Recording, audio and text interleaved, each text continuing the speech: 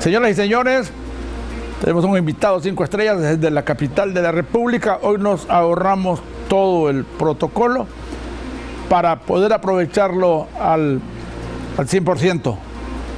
Así que nos trasladamos hasta la capital de la República para saludar a este señor que tienen en pantalla. Es un gusto saludarle, distinguido. Me gustaría que me haga una autopresentación porque necesito saber más de usted. Lo escucho. Hola, don Holman. Esencialmente mi nombre es Odín Guillén Leiva, soy abogado y notario y soy socio del bufete Mayora y Mayora, una firma regional. Una firma regional. ¿Y egresó de alguna universidad en el extranjero o sus primeros pasos en cuanto a la litis los hizo aquí en la Universidad Autónoma de Honduras? Así es, soy hijo de la Universidad Autónoma, ahí me gradué de la carrera de Derecho. Okay. Y luego salí a hacer mis estudios a España. Sí.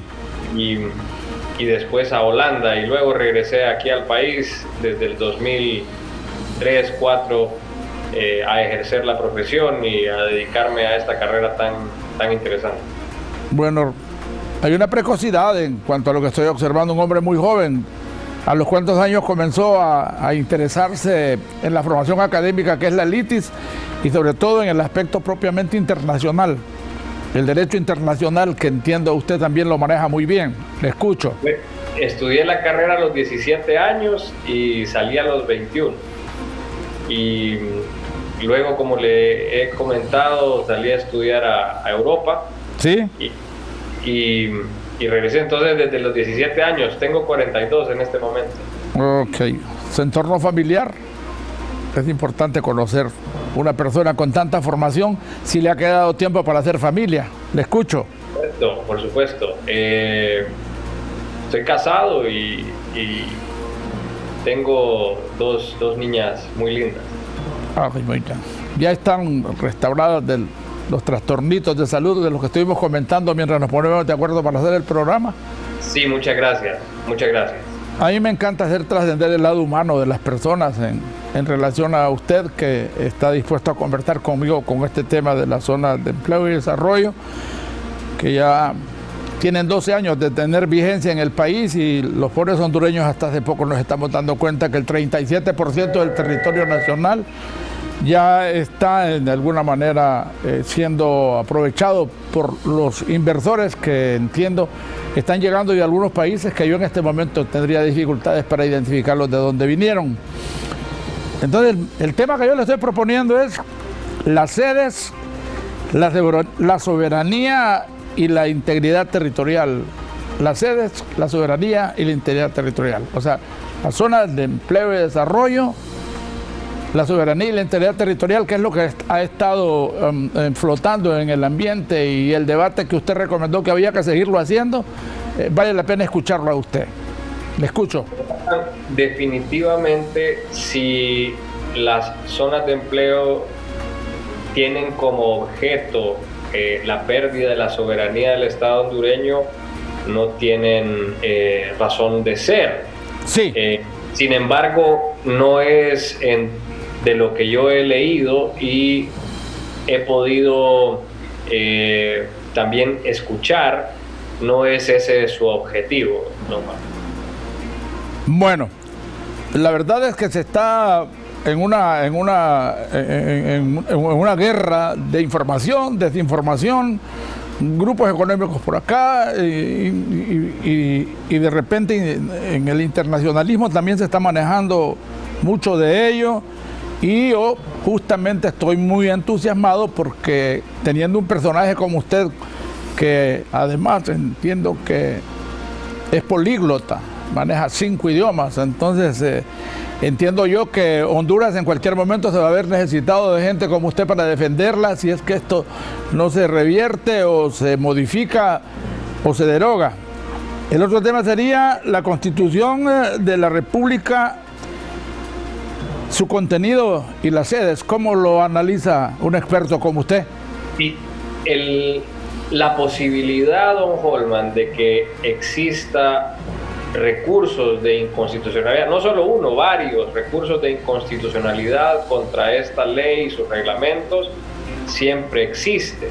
A lo que yo he hecho referencia es a que esos recursos deben de presentarse de manera objetiva y obviamente si se encuentra alguna inconstitucionalidad en ellos, la sala de la Corte Suprema de Justicia que conoce de estos recursos debe de resolver con base en el derecho. Aquí el tema se ha tornado político y ese ha sido quizás el peligro, diría yo. Es peligroso politizar un tema como este, creo yo. Porque eso es lo que genera como consecuencia inseguridad jurídica.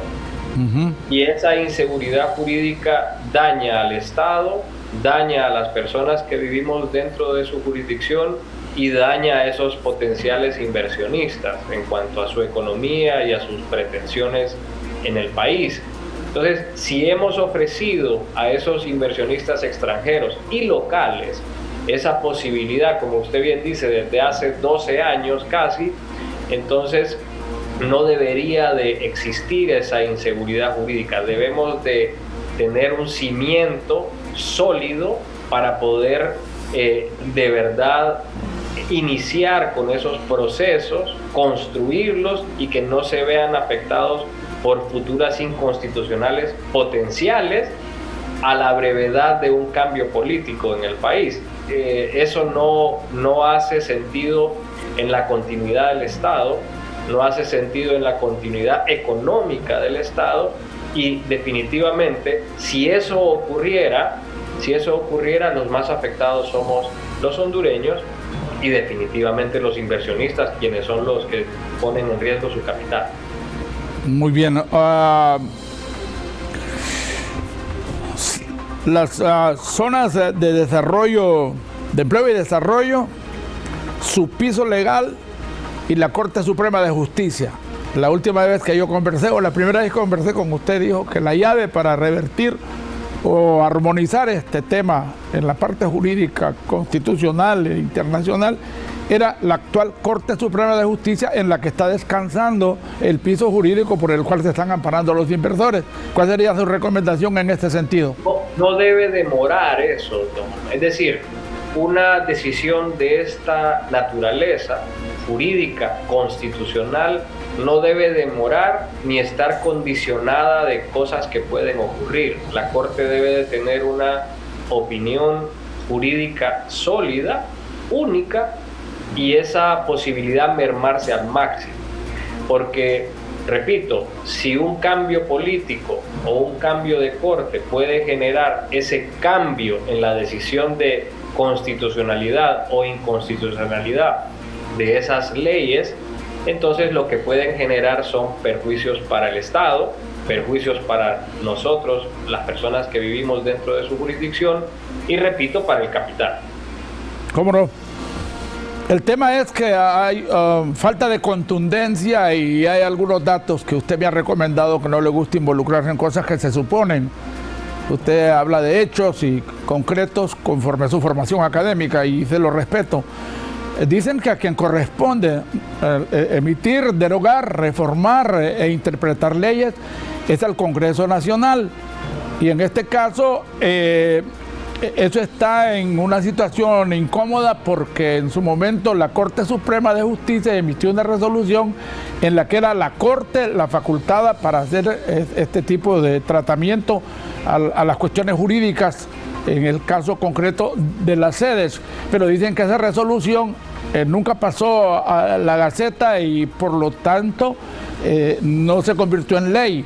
Entonces, en este caso, yo no sé si usted tiene conocimiento de eso y estaríamos estableciendo que aunque la Corte Suprema tiene una gran responsabilidad porque es la que ha venido insistiendo que todo lo que se está haciendo es constitucional, el Congreso de la República está obligado a darle un tratamiento puntual y lo más pronto como usted lo está planteando.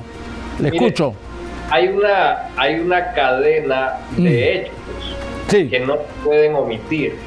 Claro. La política intenta culpar siempre al opositor, o entre opositores se culpan recíprocamente, y desconocen u omiten hechos concretos que están completamente relacionados. Para que esa ley naciera, y sus reglamentos, modificaciones, posibles derogaciones o cambios, se necesitan los votos de los diputados. Y esos votos de los diputados están allí presentes tanto oficialismo como opositores. Entonces, alegar que eso es un acto de un solo partido político o de una sola facción del Congreso es omitir una realidad, que es que todos participan en ese proceso. Eso por un lado. De otro lado, la elección de la Corte Suprema de Justicia también pasa por el mismo poder legislativo. Entonces, ahora hacer ver como que la Corte solo ha sido puesta o nombrada por un partido político y que el proceso, que no solamente contiene la participación del Congreso, hay proceso previo, fue controlada o manejada, es omitir que la política se pone de acuerdo al fin y al cabo para tomar esas decisiones, tanto generaciones de leyes como, en el caso particular, elecciones de corte. Entonces, cuando usted ata esos hechos, don Armando, sí, debe de reclamarle a la política el hecho de que ahora estén alegando que sus opositores recíprocos son los responsables de estos fenómenos.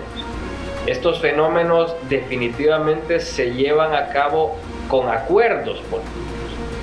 Y omitirlos es realmente tomarle el pelo al pueblo y, por supuesto, a los inversionistas en el caso de las sedes. Deben de ser consecuentes con lo que han hecho, tanto con esa ley como con la elección de la Corte, y respetar lo que han hecho, ¿verdad? Si lo que han hecho, si lo que han hecho implica inconstitucionalidad, la Corte debe de decidir sobre ello de acuerdo a derecho, omitiendo la política. Porque si politizamos una decisión jurídica de tal magnitud, don Holman, definitivamente perdemos credibilidad como Estado. Y obviamente los poderes del Estado también se ven, vamos a ver, manchados con cada tema sensible que conocen y que se politiza. El Estado hondureño, lo digo en la clase que doy en la Universidad Autónoma de Derecho Internacional Público, siempre lo reitero, el Estado hondureño se ha convertido en un Estado político y el Estado hondureño debe ser un Estado de derecho. Si nos alejamos de esa ciencia, de nuestra ciencia, para generar leyes y para juzgar, definitivamente perdemos solidez en cuanto al Estado de Derecho. Y la política varía, cambia de acuerdo a los intereses de quienes la conforman, y entonces se pierde todo el sentido de un Estado. Bueno, los antecedentes, los orígenes. En Honduras hay una tendencia, estos regímenes, creo yo, es una opinión mía, analizándolo, cuando los regímenes son presidencialistas y unicamerales. Fíjate que la mayoría de iniciativas que han generado cualquier cantidad de complicaciones salen de la iniciativa que tiene el Poder Ejecutivo. En este caso, las sedes son patrocinadoras. El patrocinador es el Poder Ejecutivo, y luego se convierte el Congreso de la República en un receptor, le da trámite y de ahí para allá el seguimiento. Cuando el señor presidente de la República declara que el tema de las sedes, después de todo el debate que usted recomienda, no se debe detener hasta que aterricemos por las consecuencias y los riesgos que estamos corriendo, el señor presidente de la República frescamente dice: eso de las sedes es cosa juzgada. Lo está diciendo el presidente de la República, y de ahí en adelante.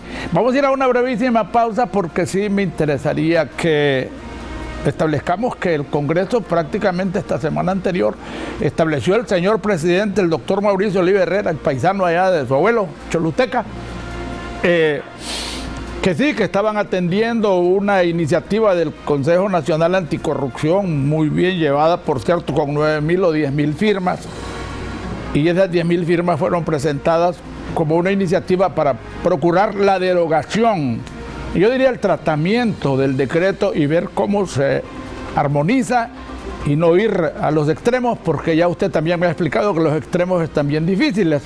Entonces sí me encantaría que hagamos un poquito de repaso, porque el señor presidente del Congreso dice, conforme el debido proceso allá del régimen parlamentario, esas 10.000 firmas van a ser cotejadas con el Registro Nacional de las Personas. El Registro Nacional de las Personas está muy ocupado con Identifícate y no sé cuánto tiempo. Van a quedarse esas 10.000 firmas allá en el Registro Nacional de las Personas. Luego, conforme el debido proceso, tienen que volver al Congreso. El Congreso nombra una comisión de dictamen. Esa comisión de dictamen se pronuncia en favor o en contra, y al final van a votación al Pleno para conseguir las 2/3 partes, que serían los 86 votos. Pero lo que sigue después de allí, señor, y usted ha recomendado que esto debe resolverse lo más pronto, es que aun cuando se acuerde o se apruebe la derogación, el decreto que se emita respecto a eso va a ser ratificado en el siguiente Congreso. Entonces sí, esta prórroga de un Congreso para llegar al otro nos puede meter en un arroz con mango, como dicen allá en mi pueblo, y quién sabe cómo, si vamos a poder salir bien librados. Regreso con usted para que hagamos un poquito de repaso sobre lo que le he planteado. Bueno, señoras y señores, tengo un experto en temas jurídicos internacionales, constitucionalistas y demás, un abuelo en San Marcos de Colón, Choluteca, pero yo me siento familiarizado con él, un papá aquí en la Villa de la Lima, en el departamento de Cortés, y una mamá de Santa Bárbara. O sea que él sí tiene jurisdicción nacional y por lo tanto creo que tiene que defender la soberanía y la integridad territorial, porque está casi compartido en todo el país. Regresamos en unos instantes, señores, no nos cambien.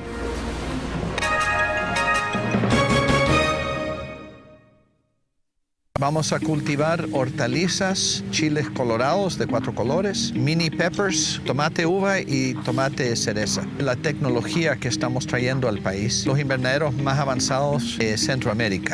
Vamos a estar llegando eventualmente a aproximadamente 160 hectáreas. En su totalidad estaremos llegando entre 80 y 88 millones de dólares. La sede es mucho más competitivo para el inversionista. Esta obra no se hubiera comenzado por otros 3 años. Y el contrato de suministro con mi cliente en Norteamérica ya se hubiera evaporado en cuanto a Honduras y hubiera ido a México. Tendremos aproximadamente 3.500 empleos permanentes.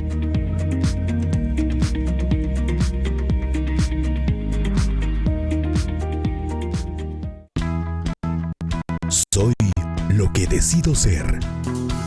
Soy quien se esfuerza día a día para alcanzar mis sueños. Soy Actitud USEM. Soy USEM, la Universidad de Honduras, donde educarse es cuestión de actitud. Estudia en USEM, licenciatura en Gestión Portuaria y Transporte Marítimo, y comienza a construir tu futuro éxito. USEM, matrícula abierta. Honduras se vacuna. Día a día llegan miles de dosis de vacunas más al país, compradas con dinero del pueblo hondureño y donadas por medio del mecanismo COVAX. Diferentes sectores de vital importancia ya están siendo vacunados. Son más de 14 millones de dosis que Honduras tiene ya previstas para vacunar a toda la población médicamente viable. Avanzamos a grandes pasos a la inmunización esperada, pero no podemos descuidarnos ni un segundo. Países que han empezado de forma agresiva con sus programas de vacunación han caído en peores crisis que las del inicio de la pandemia, porque la población se confió. Por eso, no olvides los 3 pasos fundamentales: lavado de manos, mascarilla y distancia. Recuerda, vacunas más cuidado, igual protección. Gobierno de la República.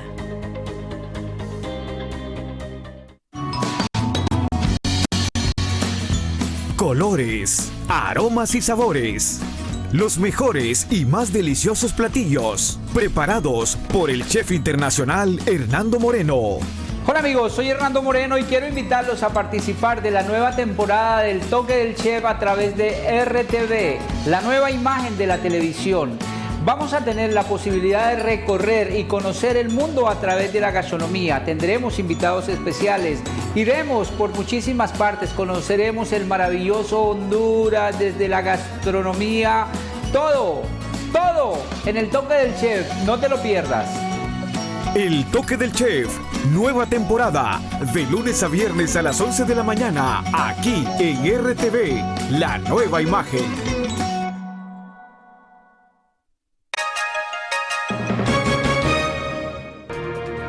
País. Señor, creo que logró retener un poquito lo que le planteé de lo que ya prácticamente es una decisión del Congreso. El Congreso dice, bueno, señoras y señores, es probable incluso que pase el decreto para la derogación, pero quienes van a reconfirmar eso es el Congreso, que sigue de conformidad con la forma de emitir leyes.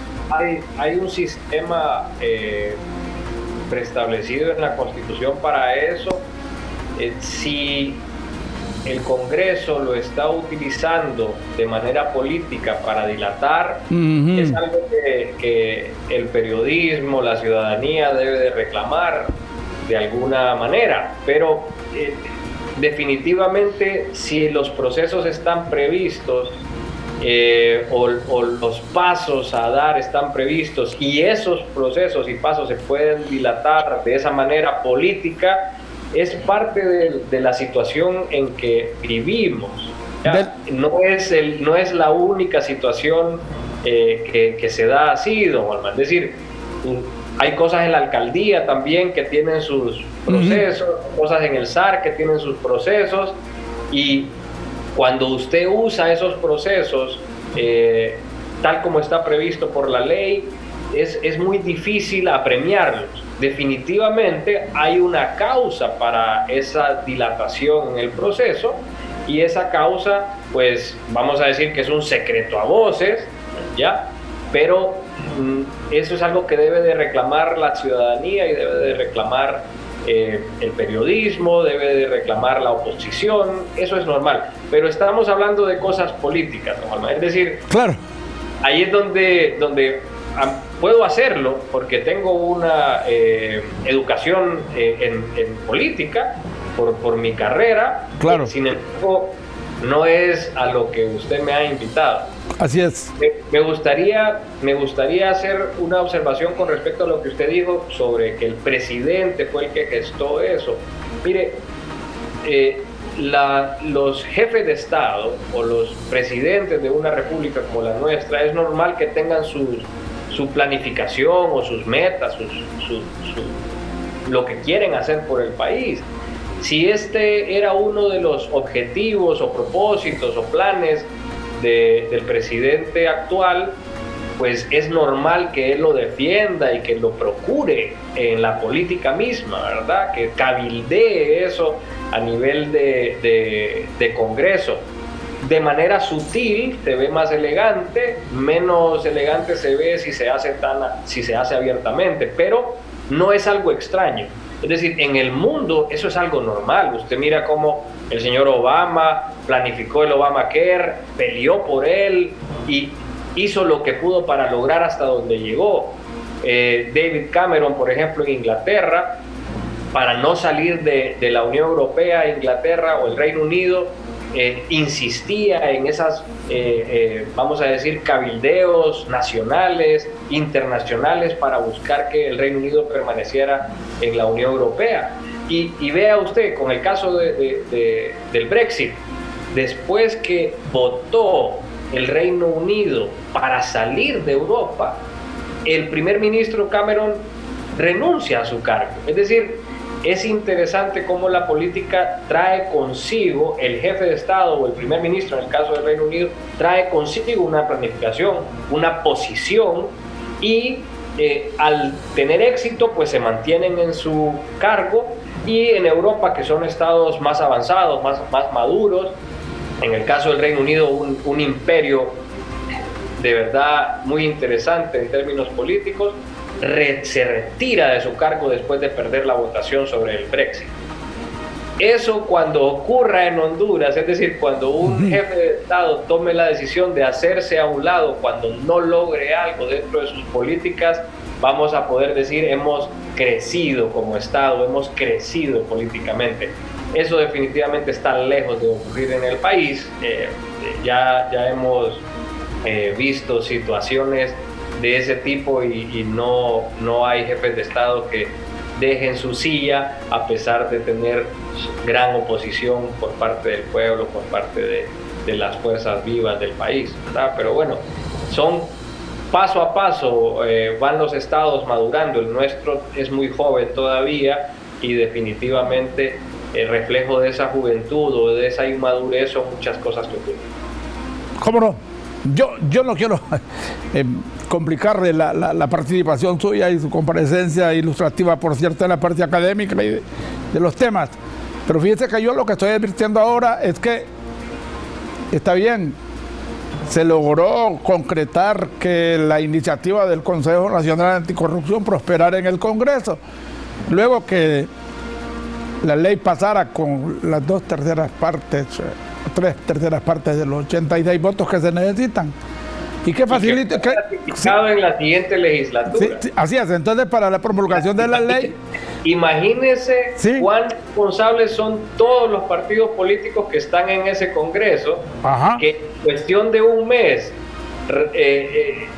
emitieron una ley y ratificaron en cuestión de un mes en la siguiente legislatura, en un plazo de 30 días. Es decir, no pueden venir ahora los políticos a decir que esto es obra de un solo partido. Sí, responsabilizarse. Claro, no, pero lo que sigue es que es bien interesante. Entonces, como usted dice que se está haciendo un manejo político de altísimo riesgo, obviamente, en contra del país, ¿verdad? Los que están ahora, pueda que salgan y no regresen, pero lo que sigue es que hay un esquema casi infalible de reeleccionismo en donde creo que el 75% de los congresistas actuales van procurando reelegirse.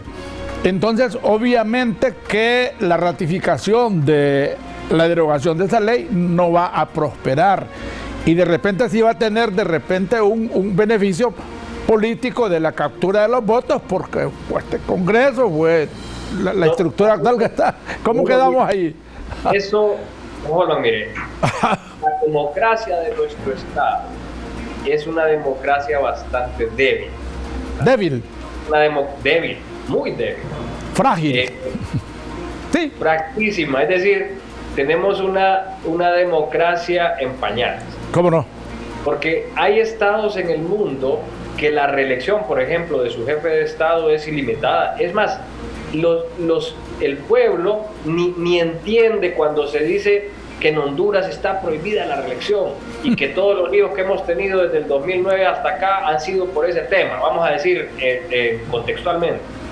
Sí. Hay estados que eso lo tienen ilimitado, pero para un político someterse, por ejemplo, a una tercera elección presidencial en esos estados donde la democracia es avanzada o ya está sólida, es un sacrificio. La norteamericana, por ejemplo, que tiene más de 200 años. Pero la norteamericana sí tiene límite, pero la francesa, voy a hablar de la francesa, por ejemplo. Ajá.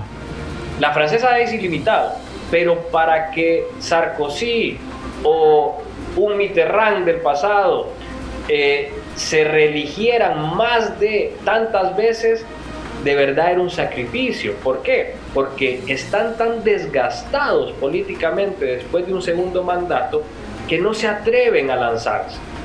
En nuestro país pasa lo contrario.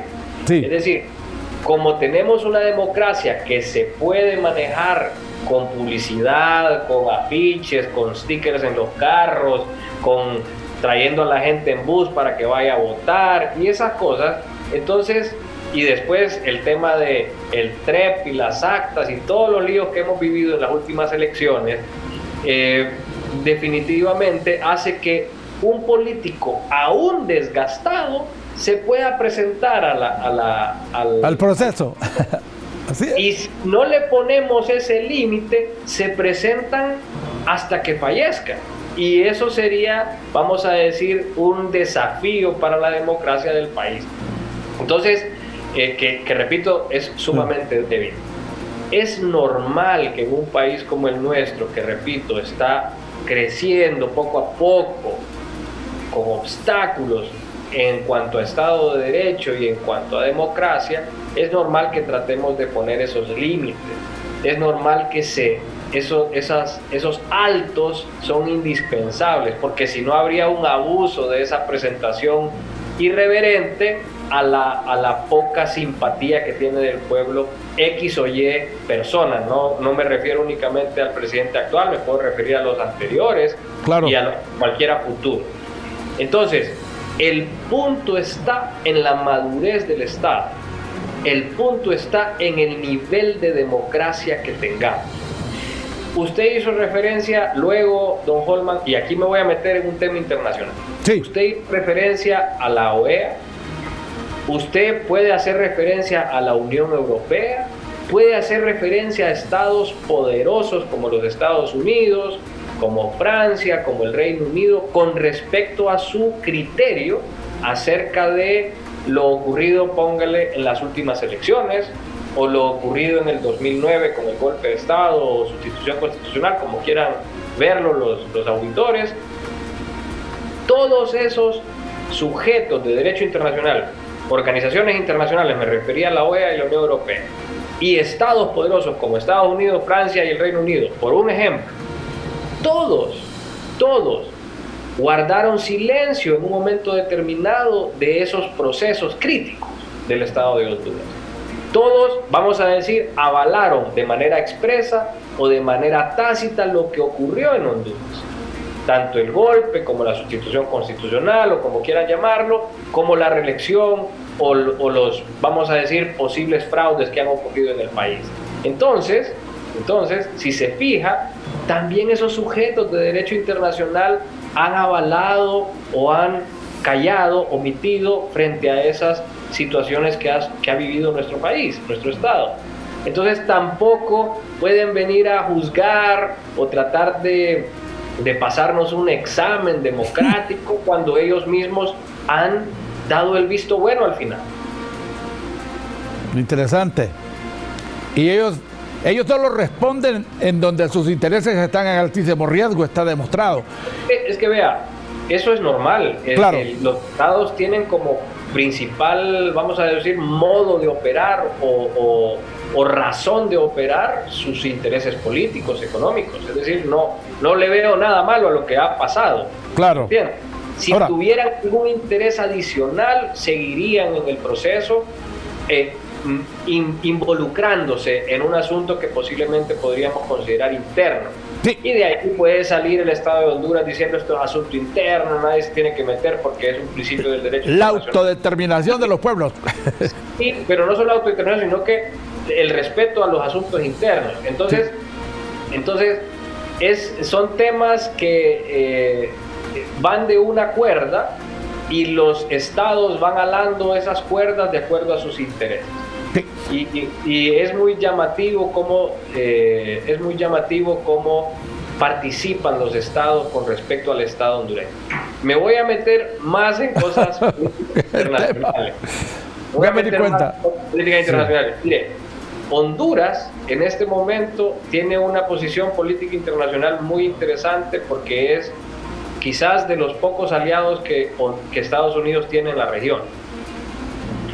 Y esa, vamos a decir, posición privilegiada de la que goza Honduras en este momento hace que Estados Unidos tenga una posición particular con respecto a lo que pasa en el país. Y vamos a ver entonces cómo Estados Unidos puede tener disyuntivas, o puede usted decir, ¿por qué Estados Unidos no hace nada? ¿O por qué Estados Unidos hace esto? Pues tiene una razón siempre, y esa razón normalmente es de política internacional. Y lo mismo puede ocurrir con Europa, y lo mismo puede ocurrir con los estados centroamericanos, y así desde el ángulo que quiera usted verlo va a tener una causa y un objeto, como todo. Aquí aceptando la persecución de la narcoactividad y algunas otras cosas más que son altamente dañinas para Estados Unidos y su pueblo. Eso es parte de los intereses que tienen participación en esa posición de Honduras en el, vamos a decir, en el concierto, no voy a decir mundial, pero sí al menos en ese concierto que existe en América Latina y América del Norte. ¿Advierte ustedes que se mantenga abierta la posibilidad del reeleccionismo para este proceso electoral próximo? Que podría hacer recaer a Honduras en una situación de abandono de la comunidad internacional, tomando en cuenta que ellos siempre argumentan que donde se maltrata la democracia no pueden estar ellos, pero ellos sí pueden estar en los países que también se maltrata la democracia, pues ese es el tema. No creo que el presidente actual se presente a elecciones, creo que tampoco es posible ya. Por su desgaste político, creo que ha cumplido un proceso y ya debe de dejar que participen otros y que sean elegidos, ojalá con democracia. Bueno, vamos a ir a una breve pausa y vamos a tocamos el tema de la sede, que quiero darle un apunte más sobre ese tema con respecto a lo que está pasando en Islas de la Bahía. ¿Cómo no, señor? Regresamos inmediatamente después de la pausa comercial. No nos cambien, por favor.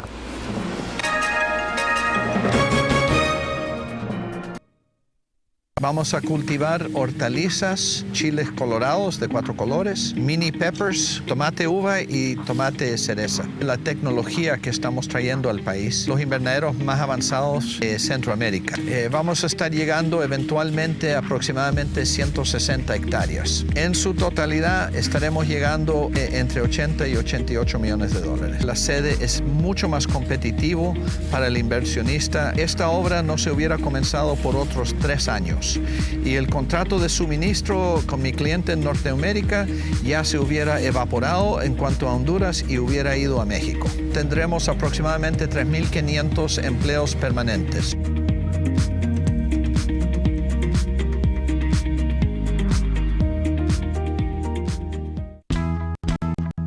Soy lo que decido ser. Soy quien se esfuerza día a día para alcanzar mis sueños. Soy Actitud USEM. Soy USEM, la Universidad de Honduras, donde educarse es cuestión de actitud. Estudia en USEM, técnico en laboratorio clínico, y comienza a construir tu futuro éxito. USEM, matrícula abierta. Honduras se vacuna. Día a día llegan miles de dosis de vacunas más al país, compradas con dinero del pueblo hondureño y donadas por medio del mecanismo COVAX. Diferentes sectores de vital importancia ya están siendo vacunados. Son más de 14 millones de dosis que Honduras tiene ya previstas para vacunar a toda la población médicamente viable. Avanzamos a grandes pasos a la inmunización esperada, pero no podemos descuidarnos ni un segundo. Países que han empezado de forma agresiva con sus programas de vacunación han caído en peores crisis que las del inicio de la pandemia, porque la población se confió. Por eso, no olvides los 3 pasos fundamentales: lavado de manos, mascarilla y distancia. Recuerda, vacunas más cuidado, igual protección. Gobierno de la República. Respeta los derechos de los animales. Ellos también tienen derechos y existe una Declaración Universal de los Derechos de los Animales que los ampara. Los animales tienen derecho a ser respetados, no maltratados. Tienen derecho a la atención, cuidados y protección del hombre. Los animales también tienen derechos. Hazlos valer. Esta es una campaña de ProAni, transformando Honduras a través de los animales. Búscanos como ProAni Honduras en las redes sociales.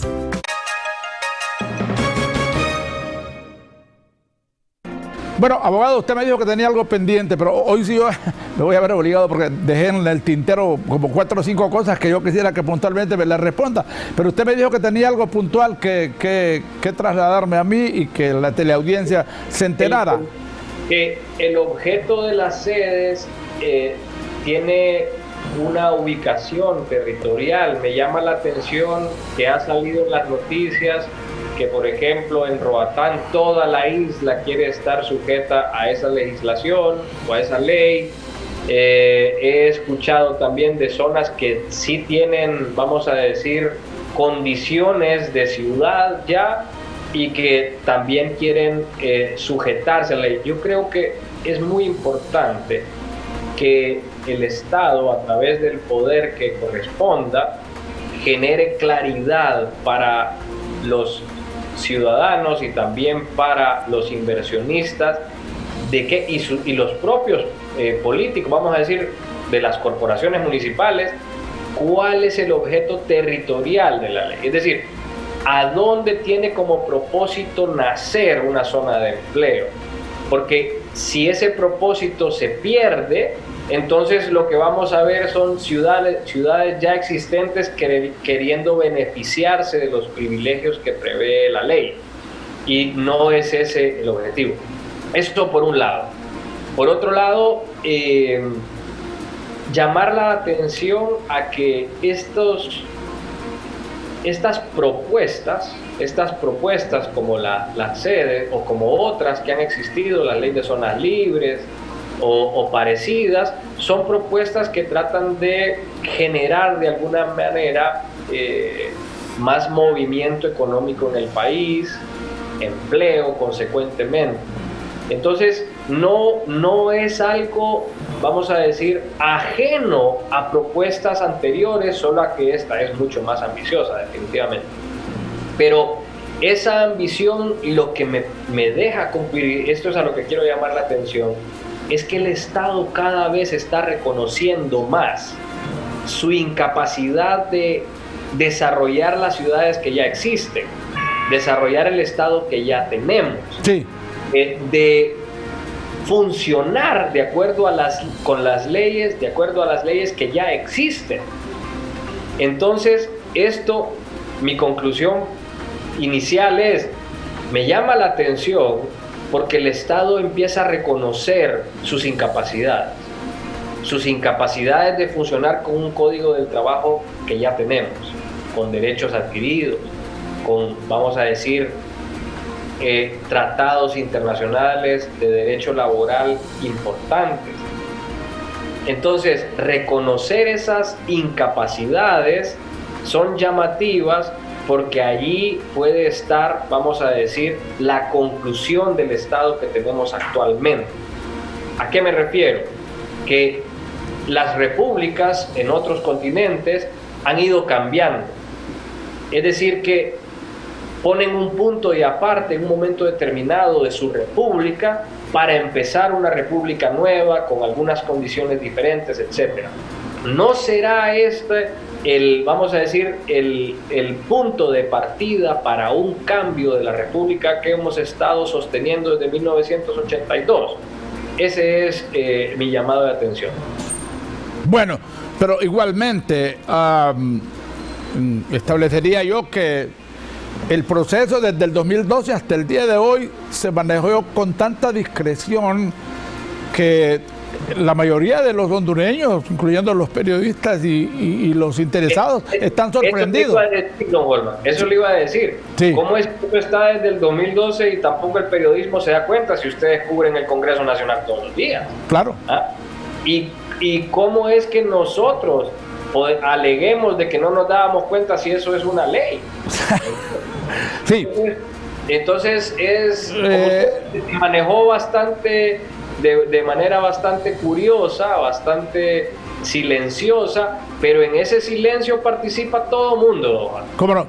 La duda razonable, la malicia, el que aquí, por ejemplo, Paul Romber haya dicho que se prostituyó el evento, se ha maltratado, diría yo, el espíritu del legislador o no sé qué cosas más. Ahora, yo puntualmente, abogado, porque estamos gracias un poquito aproximándonos al final, pregunta concreta, ¿es aplicable derogar parcialmente la ley CEDES, haciendo prevalecer la Constitución de la República y demás leyes secundarias aplicables vigentes? Sí, ¿Es aplicable? Es posible hacer modificaciones a la ley, por supuesto. Es posible que esa modificación sea derogativa, por supuesto. ¿Cómo no? Si eso es lo que procede, por supuesto, pero bueno, eso está en manos del Congreso, don. Claro, CEDES. Sí. Y en ese lugar, en ese recinto, en ese poder legislativo, estamos representados todos, porque aquí vivimos en una democracia. Claro. Bueno.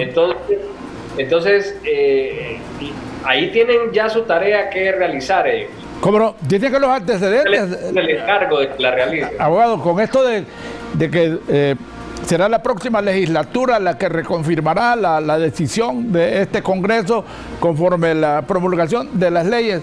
Pero dicen que los antecedentes generan jurisprudencia. ¿Cómo es eso que manejan ustedes los abogados? Y aquí hay antecedentes para llenarle los despachos de su consultorio jurídico.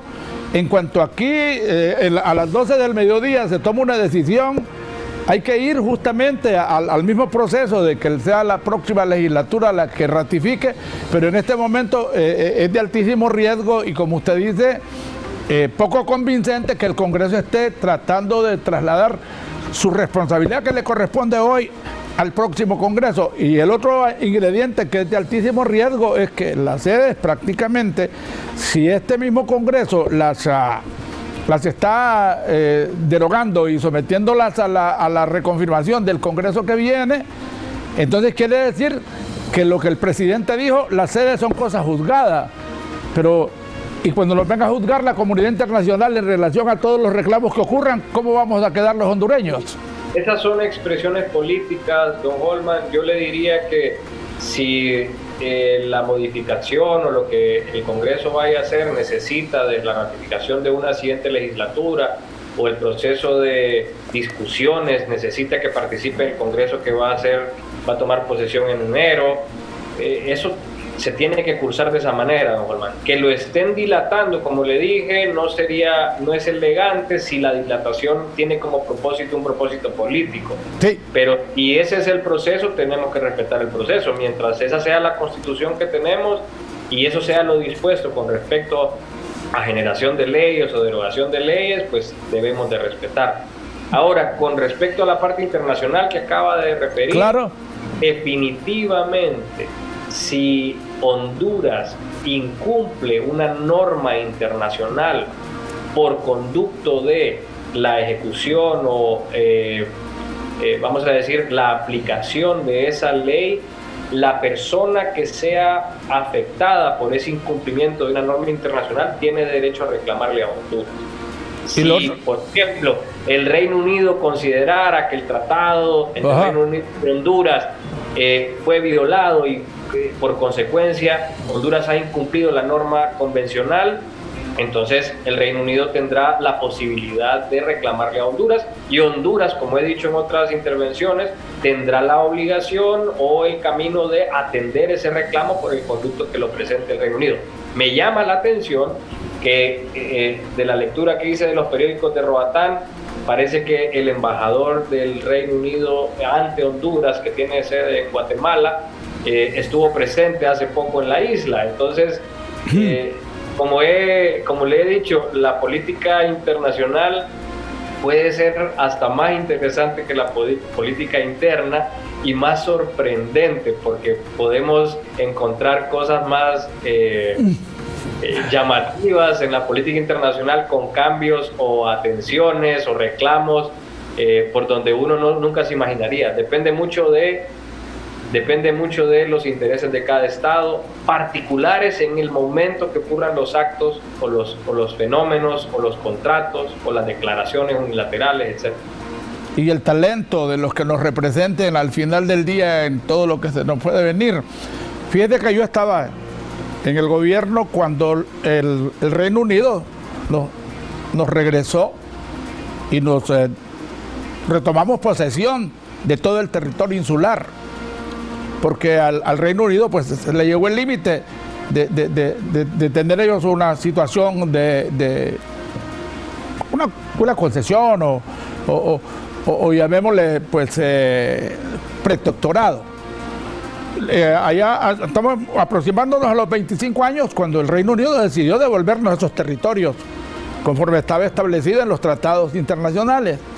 Pero fíjese que los legítimos isleños, los legítimos ciudadanos nacidos en islas de la bahía, todavía al día de hoy, ellos se consideran 100 veces más súbditos de la reina y nunca se han interesado en realmente adquirir la responsabilidad de pertenecer al Estado de Honduras. Entonces estaríamos estableciendo que el Reino Unido está aprovechando para que lo que en su momento decidió devolverlo, nosotros se los estemos regalando, y estos súbditos de la reina que están allí estén contribuyendo para que eso ocurra. ¿Cómo en el contexto internacional se tendría que tratar ese tema? Porque el Reino Unido nunca puso un clavo allí durante estuvieron ellos tomando posesión de ese territorio insular. Entonces nosotros, como contribuyentes que desarrollamos la isla de Roatán, Guanaja y Utila, ¿a quién le demandaríamos para que nos devuelvan lo que invertimos y al final del día ellos decidieron abandonarnos? Mira qué interesante, ya para terminar ahí, disculpe que estoy elucubrando cosas y de repente...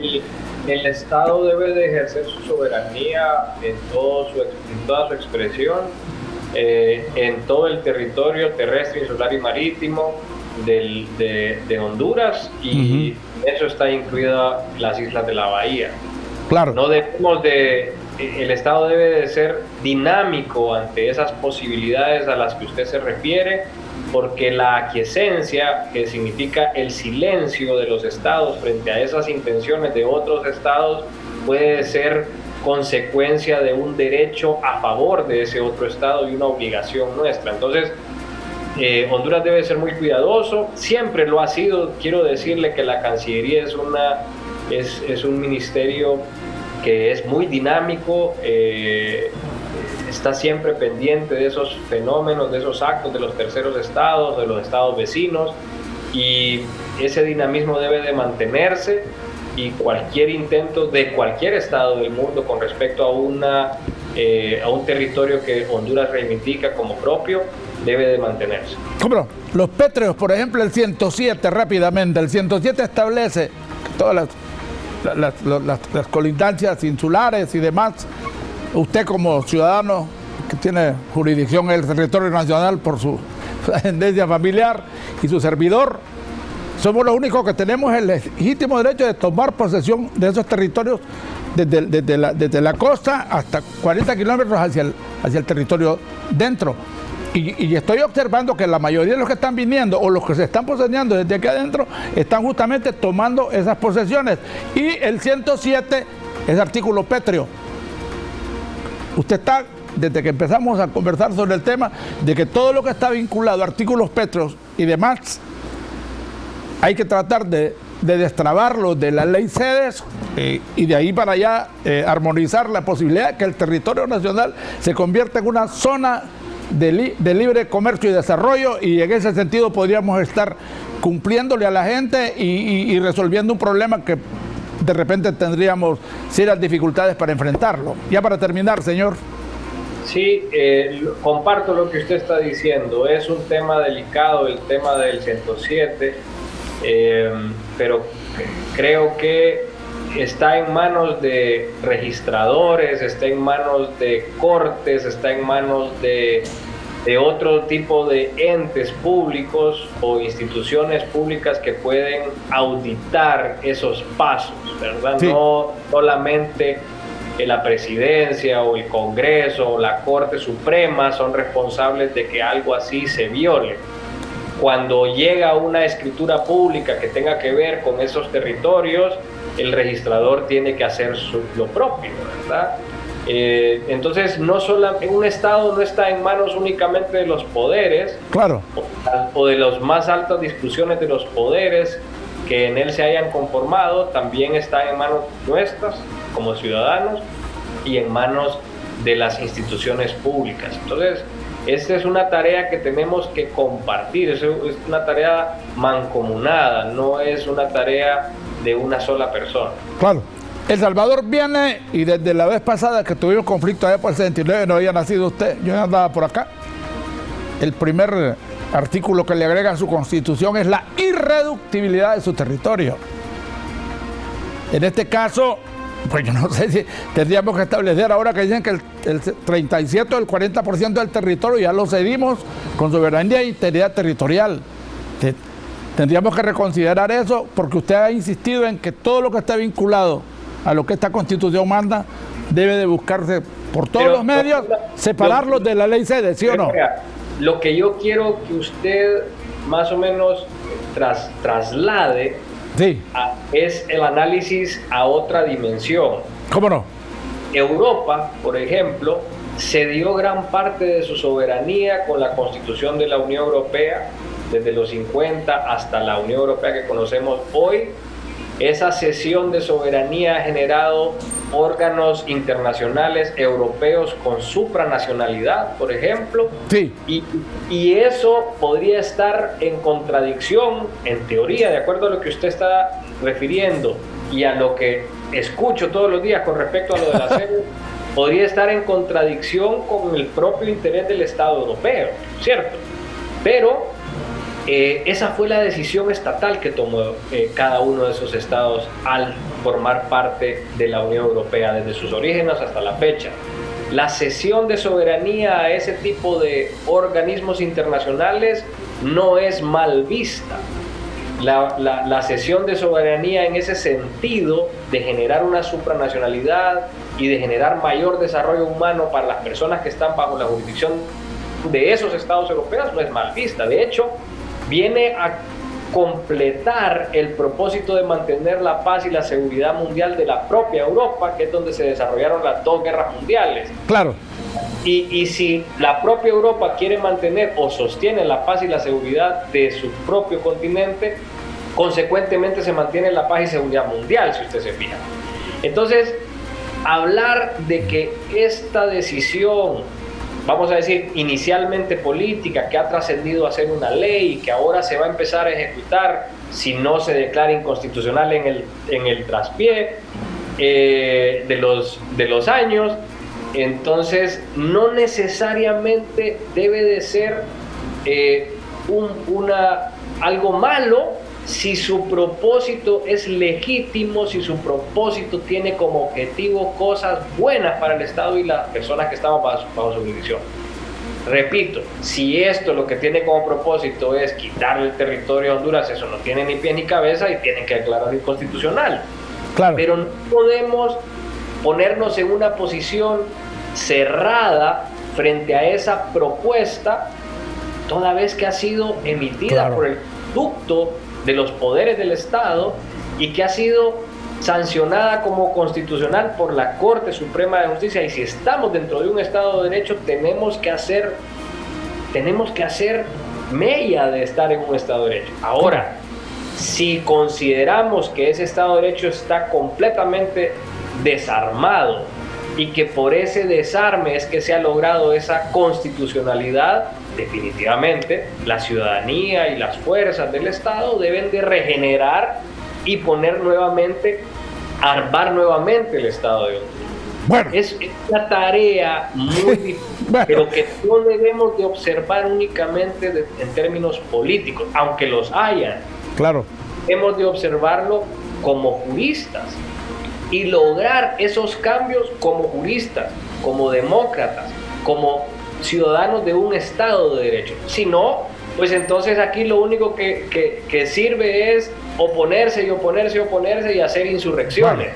Pero no es lo que el Estado necesita solamente como un extremo, sí. Ahí está previsto en la propia Constitución. Sí. Pero si queremos hacer crecer el Estado de manera, vamos a decir, natural, orgánica, entonces tenemos que hacerlo por los conductos legales.